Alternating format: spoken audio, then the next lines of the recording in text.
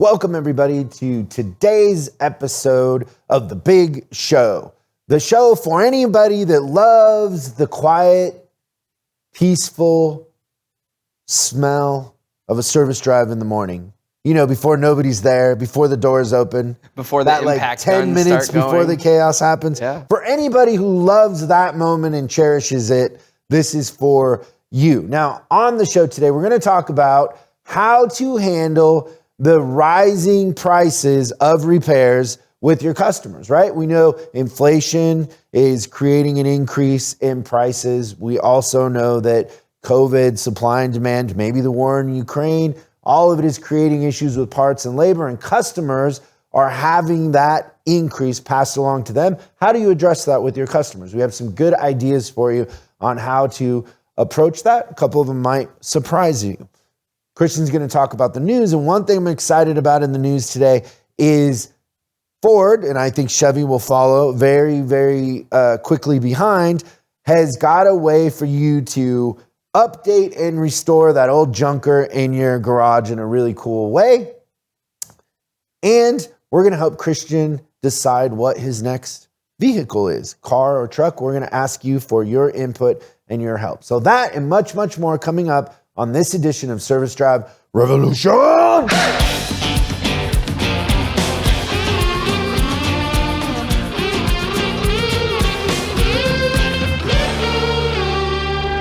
So before we get to the news and the topic of the day, prices are rising, what to do about it, how to present it, we have some big news.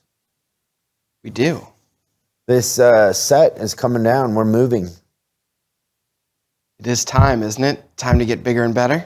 So we originally thought in the new building that we were going to recreate this set.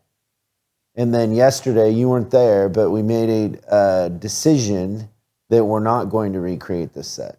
So that would explain my sheer confusion over this conversation, right? Because I had no knowledge about this until this very moment. So we're retiring the set. Most of it, I think. I was asking him if we can take the license plates, and I'm sorry if you're listening to this and you've never watched this on YouTube. We have a set. We have a set, and we have this wall of license plates. It's really cool. It's a lot. We're moving a lot. We've been in this building for over 10 years, and so it's going to be painful. That's an end of an era a little bit. Yeah, but exciting because it's going to allow us to do more workshops, our leadership training that we have coming out in a really cool kind of interactive way. So the reason why we're buying this building is so we can create our own little playground. Yeah. And it's going to capture the imagination of everyone that comes into it. It's like a mini Disneyland for grown-ups. Really? I think so. Yeah, the $1 Million Library is one of my favorite ideas. You don't think it's more like an escape room? Huh.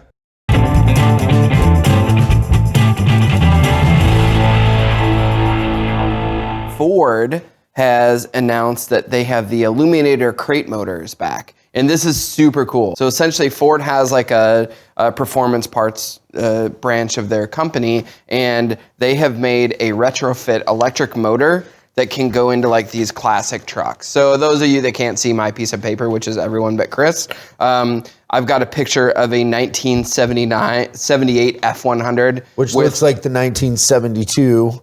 Yeah. Or the 73, 74, 75, 76, or 77. Such a cool truck, though. It's retrofitted with an electric motor in it, and that's super cool. Just giving you an idea, this particular truck got an electric motor put in it that has 480 horsepower, as opposed to the original 78 F100 that had 17 horsepower. And that was if you actually did the Fred Flintstone Move Your Feet thing. But this is really cool that you can buy these crate kits. I think that the secondary market's going to go up for these sort of vehicles. Retrofitting and everything like that? Because I would buy that in a second. Like, I love that old Ford pickup. Like, my grandpa had that. And I was bummed when he passed away. One of my cousins got it, but I thought about stepping in and trying to buy it because it was the coolest thing. Yeah, you stopped 2 gas everything. tanks. Oh, that's right, with the 2 doors, you're right. Oh, that's great, I love it. So just guessing, how much do you think that electric engine is? Installed or the part? Just the part. I know. Okay, $4,100. Yeah. I think that's really, really cool. Now, I'm sure, so you probably have to do something with batteries, right? You got to install a battery in there, I would guess, and the range probably isn't very far, but for around the city, for me, it'd be great. So fun. Yeah, so they have and essentially they just have a kit. It's you gotta get a traction inverter, a battery pack control system, like an ECM of sorts, to complete the swap. But it's all really, really doable looking for the people that, want to spend the weekend in the garage. I think this is fascinating stuff that they found a market for this. If anybody listening to this has an older 1970, preferably 72 or 73, because that's when I was born, Ford that you want to do that on, I'm a customer. So Ford Model E is the name of the new branch of Ford that will only produce electric cars. So I'm sure that a lot of you have seen the Lightning, and then they've got that Mustang Mach-E that is like a little SUV. It looks like the Tesla Model X. All that stuff's going to come under one badge of the Ford Model E, and then the original ICE engines are going to be under the Ford Blue. So essentially, combustion engines are going to be under Blue. That's right. So very interesting stuff, and just remembering that the Ford Model E company does not have franchise agreements with any dealers in any state. Yeah. So we've said this, and I've been saying this for a long, long time, and it's been unpopular. But I actually sat in a meeting, and they were talking about how the third, fourth generation dealers are impossible to deal with. They won't train their people. They won't invest, et cetera, et cetera. And this is either going to be huge leverage to get dealers to do what they want them to do, or it's going to be their way to start going direct to consumer. Even though they're saying they're not, every time we get a little step closer. Yeah, it seems that way. So, and what department does that make more focus on then? Service, because the one thing, they can go direct to consumer, but they're not going to be able to roll out service centers and staff them. That's it's right. just not going to happen. Yeah, and so they're going to need service. That's right. They're going to break. They're going to need warranty. Yeah, it's the one zone where I feel like the manufacturer needs the dealer more than the dealer needs the manufacturer, and that particular part is the fixing of the vehicles. Yeah. Okay, so we're under massive inflation. Prices are going up. So let's just kind of go through the range of what we have seen in the field lately, because one that surprised you was when you were in, was it North Dakota? North Dakota. And what was the labor rate that you saw in North Dakota? So diesel labor rate, $240 an hour. Yeah. So you might see 240 in like San Francisco, bigger markets, but for it to be in North Dakota, I mean, that's pretty high. And we're seeing that trend across the country that, in the middle part of America, it's getting a little high. It seems like the labor rates, and I don't know that we've found the ceiling of where it is, but it definitely is increasing the price of repairs, maintenance, services, that sort of thing. So we've had this question a couple times, and we kind of wanted to talk about this in the sense of, what is the best approach for this when it comes to presenting it to consumers and talking about it, right? So I think like with anything, the first thing that you want to think about when you're presenting prices is you have to detach yourself and your feelings and your beliefs from the fact that you're providing a service, and you're not selling a price, you're selling a solution. And you've got to put the focus on the solution. And so we talk about this in our advisor training, and it's something that we've known for a long time, and it's almost scientific in a sense that if you present things in the form of it being a solution versus presenting them as an item and a price, right? So let's say, for example, I tell a customer about their brakes. I present what the brakes are at, why they need them, how soon they need them, that sort of thing.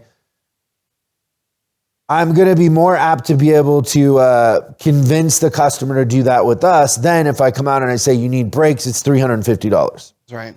And so detaching the actual solution from the price in a sense, and in our advisor training, we have different techniques for this. There's one main technique that we teach, which is the table of contents on kind of how to present that. But understanding that as an advisor or anybody in our industry, when you're presenting things, your context, if you believe that $350 for brakes is too much, or you believe prices are going up too fast, you're going to project that on the customer and you're going to make it all about the price. So the first thing you have to understand is we're not in the business of price. We're exchanging a solution for a problem for money, right? So all business out there is about solving a problem for a customer. Restaurants, right? So a restaurant down the street here is solving the problem for me that I don't have a farm and I can't grow my own food and I don't have a herd of cattle. So when I'm hungry, I can go to a restaurant and get a cheeseburger without having a farm, a bunch of farm hands, I don't know, 100 acres, whatever it is, right? So all businesses is about solving a problem for a consumer in exchange for money. Yeah. That's what business is in a sense. So in service, we're solving a couple different problems for customers. One is we're helping them maintain their vehicles, and we're also helping them prevent unforeseen surprises or breakdowns in a sense. And also you could say we're helping them protect their investment. Yep. But the biggest one really is unforeseen surprises. Peace of mind. Nobody wants to go out and their vehicle doesn't start. Nobody wants to be driving somewhere and it breaks.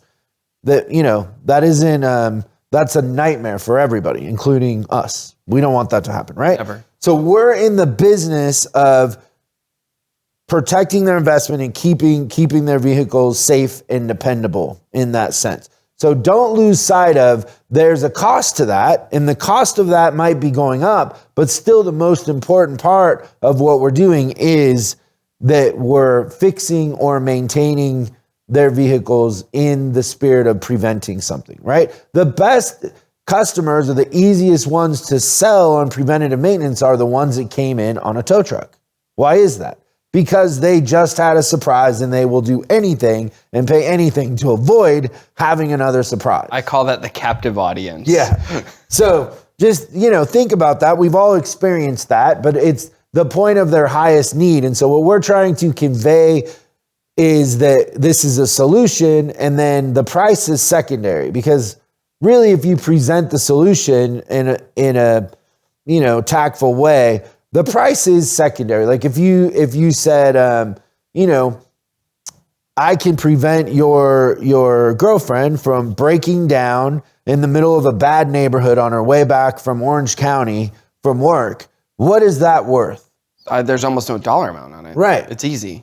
And so now we're not trying to scare customers. We're not saying tell customers you're going to slide into a school bus and kill a bunch of little kids. That's not what we're saying at all. We're just saying your internal conversation, the conversation you're having with yourself when you're presenting needs to be that I'm solving a problem or preventing a problem, not, oh my God, these prices are high. Yeah. Because you're gonna project that context onto the customer.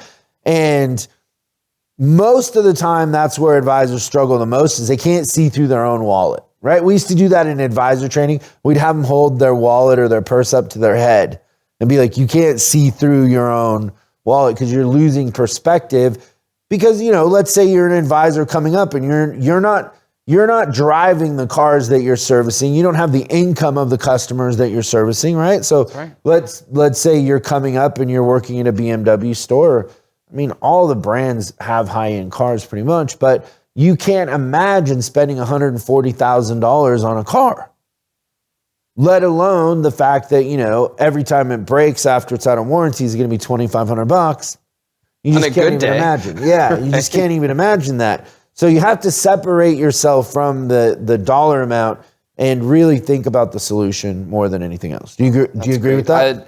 All of that. I think that there's a couple of things, and it's been interesting because I've had a couple of things happen to me while driving lately. Like I was out with my girlfriend the other day, and we stopped by this gas station, and I got robbed. It was unbelievable. So I called the police. Police came down and they're like, what happened? I'm like, I lost all my money. And they're like, do you have any idea who it was? I'm like, yeah, it was pump number 9. I thought you were going to say Biden. That's good. But at any rate, it's so funny, even just kind of listening to you say that, when I learned about the $240, even I passed my own judgment onto it. But what's for us to say what's expensive and what's not? I think labor in North Dakota? Yeah, like I don't even know why I had such a response to it, because when you think about it, so in that particular market, it's heavy in the oil industry, and think about what the cost is of a truck being down. Well, maybe it's worth 240 and then more. Like, who am I to say what it is? Just like an advisor. I've said this for the longest time, is that it's never the customer that has the biggest issue with prices. Well, isn't it funny too, like on a side note, but we were talking about this yesterday. We always teach service managers to work from what their cost of doing business is up, right? So let's figure out, what does it cost us to sell an hour of labor? And then what should our effective labor rate be on that hour in a sense? And then what will happen is the market will follow you. So I've been doing this for over 20 years where, maybe everybody in the market's at $90, but I got to go to 100 to make the department profitable and do what we need to do. I go to 100, everybody in the market goes to 100.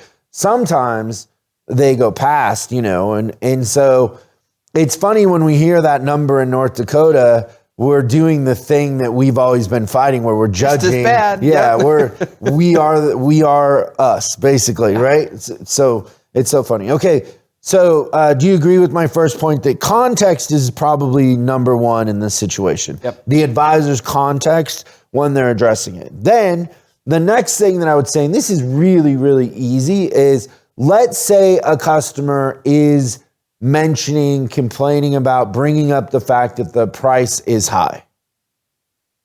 I would just very simply say, yeah, inflation is crazy. Prices are up for everything. And a light bulb goes off in their head. Yeah, because we're not any different. And you just associate that prices are up everywhere with, why wouldn't they be up with us? And then I would talk about, it's impossible now to find a plumber. It's impossible to find welders, contractors, and technicians are really hard to find. And shine the light on the fact that the technicians are the ones solving the customer's problem. And so I did this when I was an advisor, just when I was 19 or 20. I would talk about the technicians a lot with the customers. I would say, well, I want to give this to a specific tech, or, I would say this a lot. I would say, I don't want to rush the technician. Oh, that's a great one. Because then the customer, all of a sudden has to stop and think for a second, oh yeah, I don't want him rushing either. I want him to do a good job. And you associate taking your time and being methodical and fixing something with quality, right? So customers are all I need it back by 2, whatever it is. And I learned that out of trying to manage an impossible situation with a moron dispatcher with an open drive where we would bring in more cars than we could ever get done. By 2:00, we were calling customers telling them, I know you made an appointment 2 weeks ago, but we can't get it in. So, out of, survival, I had to come up with these sort of things to say. But they're very effective because it makes the customer stop and think. So when you bring up the fact that, it's harder and harder to find good quality technicians, the customer associates quality with the reliability subconsciously of their vehicle, right? Phrasing things that way is going to do a lot of work behind the scenes in the customer's mind, that you're planting seeds that everybody agrees with. No, customers aren't going to want technicians to be in a hurry. They're not going to want technicians that aren't good working on their vehicle, right? So you're just using that association to your advantage. So disassociating kind of from it and talking about, well, yeah, prices are up everywhere. Inflation is crazy. We don't know where the ceiling is or when this is going to stop, but our industry is the same as plumbers, welders, construction workers. I mean, think about for our new building that we're moving into, we've tried to have contractors like bid on what, some things that we would like to do, and they're not even available. They're booked out a year.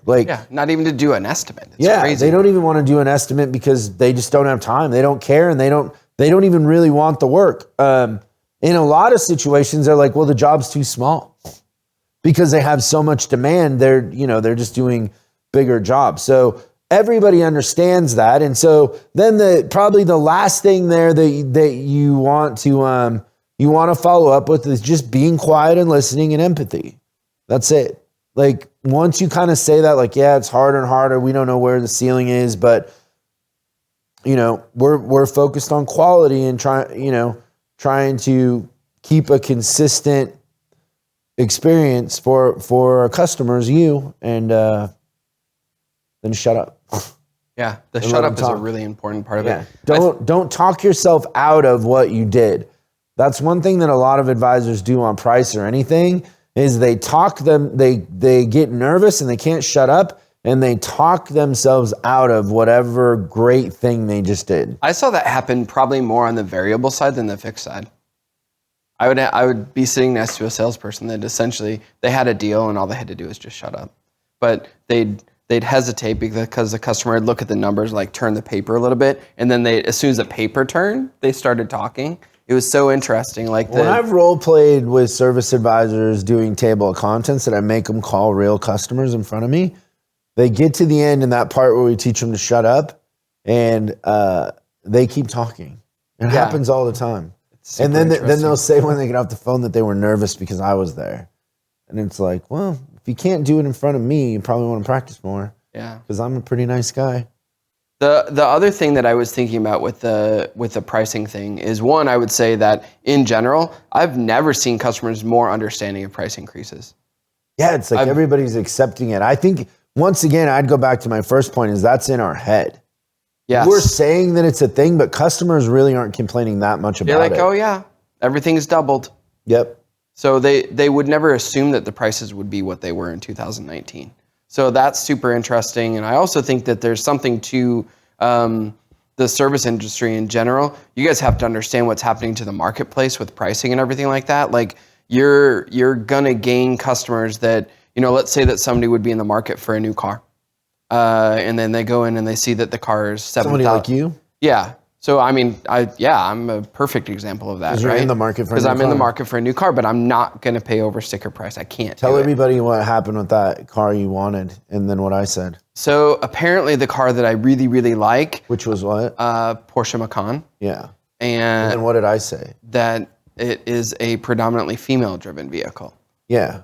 And so I've seen 700. And what happened? Well, I've seen 722 Porsche Macans. And all 722. Weren't we just driving the other day and you were like, there's one, and then I go, I bet you it's a female. Well, my favorite was we were on the call with the Porsche service manager and you asked. And she's like, oh yeah, they're all female. Oh yeah, you're right. From Checkered Flag. Yeah. That's funny. But so then what's the front runner right now? So really, if I had my druthers, the front runner, I'll give you two. A5 convertible or a C-Class convertible? A5 is still kind of... I don't understand why you like these little cars. I don't think I've never liked the big boats for the most part. You said a C-Class convertible? Yeah. And the BMW isn't in there? I've had a BMW before. I just don't know. I don't like them as much as the other cars. I appreciate the BMW. I'll tell you, when you get into the convertible thing, it's hard because they're all so small.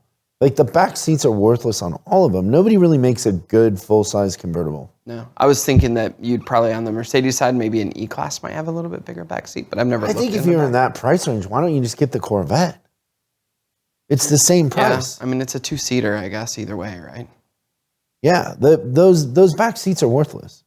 Either way, taking suggestions on cars, by the way. Yeah, please in the comments on YouTube, please suggest a car for Christian. It would be hilarious. So we totally went off the reservation there. But my point is that on the service side, because of all this pricing stuff, is you're going to have people that were going to get cars and not buy them and then they're going to come in, and it almost doesn't matter. They'll fix their car instead of buying a new one. And at that point, does the price really matter? Because they're thinking in their head, well, it's cheaper than spending 60 grand on a new car.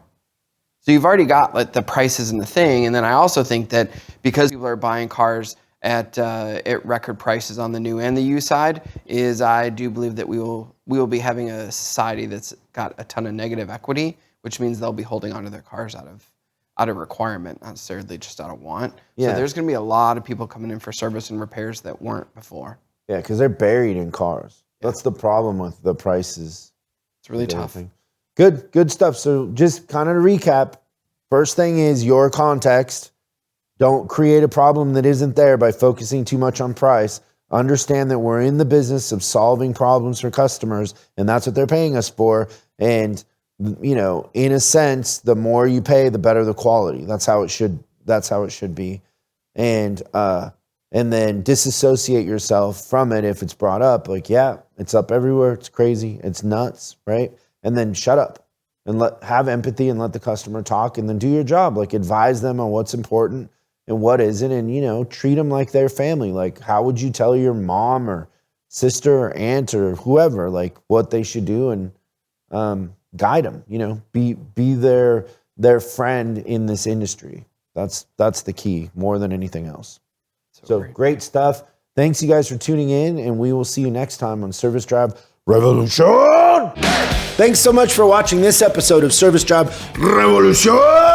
We're uploading new stuff every day, so make sure you subscribe and click the bell icon so you don't miss out. If you have a question you'd like us to answer on the show, call 8333-ASK-SDR and we'll answer your question on the show. That's 8333-ASK-SDR.